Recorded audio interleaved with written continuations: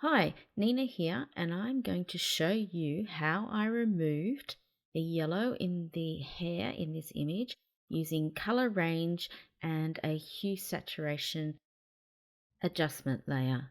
So there was a bit of a before and after. So select color range.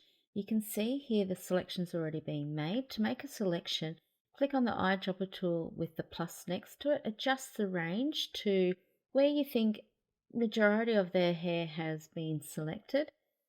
Once you've done that, you'll see the marching ants. Click on the hue saturation layer.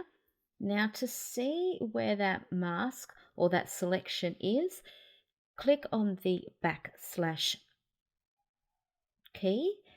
Then with a black brush, I am going to just paint over the area that I don't want my adjustments to impact on, and that's the skin tone and the earring and a little bit of the outfit.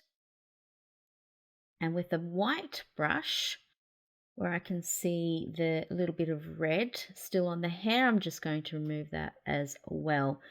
Decrease the yellows saturation until a place where I like it. And as you can see in the hue saturation layer, that the hair is all white or grey and the skin tone is black. Use the backslash key to remove that mask, and here is the before and after.